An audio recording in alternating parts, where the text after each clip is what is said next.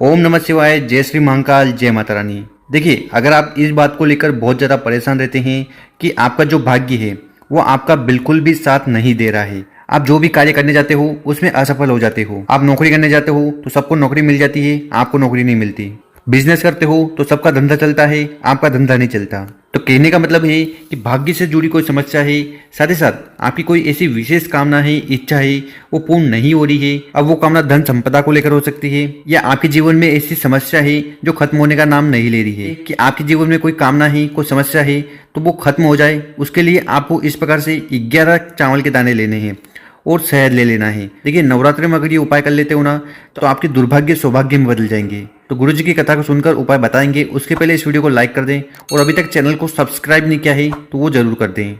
देखिए, ये जो उपाय है विशेषकर कामना पूर्ति के लिए करना है, जीवन में समस्या है उसे खत्म करने के लिए, या आपका भाग्य साथ नहीं दे रहा है और जीवन में बहुत सारी समस्या है, तकलीफ है, तब भी आपको इस उपाय को कर लेना है। आपसे एक सवाल है कि नवरात्रि में जो हम उपवास रखते हैं, व्रत रखते हैं, उसका नाम क्या है?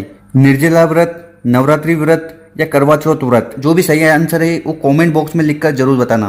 तो इस उपाय में जो सबसे पहले सामग्री हमें चाहिए वो है बेलपत्र। तो एक बेलपत्र लीजिएगा और जो बेलपत्र लो वो कहीं से खंडित नहीं होनी चाहिए। इसके बाद जो अगली सामग्री है वो है चावल के दाने। तो यहाँ पर हमें 11 चावल के दाने लेने हैं और जो भी चावल के दाने लो वो कहीं से खंडित नहीं होने चाहिए। इसके बाद आपको लेना है शहद। ठीक है, कितना शहद लेना है? 1 चम्मच, जो छोटी वाली आती है ना उतना। इसके बाद जो अगली सामग्री है वो है लोटा। तो आपको स्टील का लोटा लेना है। देखिए, हर बार हम उपाय में बताते हैं कि आपको तांबे का लोटा लेना है, पर इस वाले उपाय में आपको स्टील का लोटा लेना है। और साथ ही साथ आपको थोड़ा सा कच्चा दूध ले लेना है। ठीक है, गाय का दूध हो तो बहुत बढ़िया। तो कितना दूध लेना है? 1-2 चम्मच। वो 1-2 चम्मच दूध आप इस तेल के पात्र में डाल देना। फिर इन सामग्री को लेकर आपको पहुंच जाना है शिव मंदिर। ये उपाय आप सुबह शाम कब भी कर सकते हो, समय की कोई भी पाबंदी नहीं है। और गुरुजी हर बार अपनी कथा में जानकारी देते हैं कि शिव मंदिर में अगर जा रहे हो और वहाँ भीड़ नहीं है तो आप दक्षिण दिशा में बैठिएगा, आपका चेहरा उत्तर दिशा की तरफ होना चाहिए। और शिव मंदिर में जाकर जो भी पूजा अर्चना आपको करनी है वो कर लीजिएगा। उसके बाद आपके पास जो 11 चावल के दाने हैं, ठीक है, तो 11 चावल के दाने को आपको एक एक कर ये जो जल का पात्र आप लाए हो इसमें डालना है। और प्रत्येक दाना डालते समय आपको ओम नमः शिवाय या श्री शिवाय नमस्तुभ्यम का स्मरण करते जाना है। ठीक है, आपके पास 11 चावल के दाने हैं, 11 बार आपको ओम नमः शिवाय या श्री शिवाय नमस्तुभ्यम का स्मरण करना है।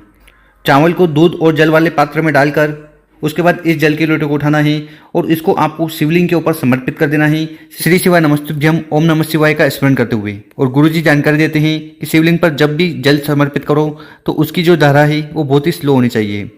तो इस प्रकार से सबसे पहले आपको ये जल का लोटा जिसमें आपने दूध और चावल मिलाए थे उसको शिवलिंग के ऊपर समर्पित कर देना है।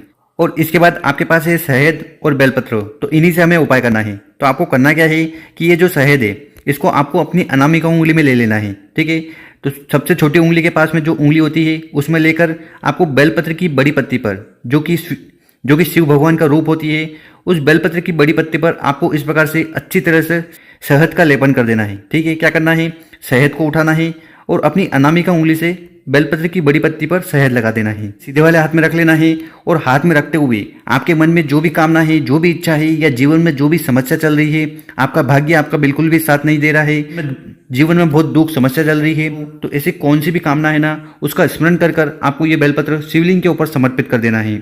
और हर बार गुरुजी बताते हैं कि इसकी जो डंडी होनी चाहिए जलाधारी की तरफ, बड़ी पत्ती आपकी तरफ, और जिस साइड आपने शहद लगाया है वो शिवलिंग से स्पर्श होना चाहिए। तो शिवलिंग पर हरदम हमें उल्टा बेलपत्र समर्पित करना है।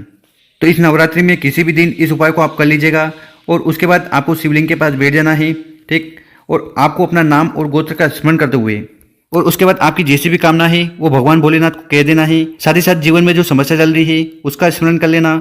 और अगर आपका भाग्य साथ नहीं दे रहा है, आप जिस भी कार्य के लिए जाते हैं उसमें अड़चन आ जाती है, कार्य रुक जाते हैं, तो उसके बारे में भोलेनाथ को बता देना है। देखिए, गुरुजी ने कहा है कि जो भी व्यक्ति इस प्रकार से बेलपत्र पर शहद लगाकर शिवलिंग पर समर्पित कर देता है उसकी जो भी समस्या है वो भगवान भोलेनाथ जल्द पूर्ण करते हैं। और नवरात्र चल रहे हैं तो आप माता रानी से भी विशेष कामना कर सकते हैं। उसके बाद आपकी जो भी कामना होगी, जो समस्या होगी वो जल्द खत्म होगी। ओम नमः शिवाय।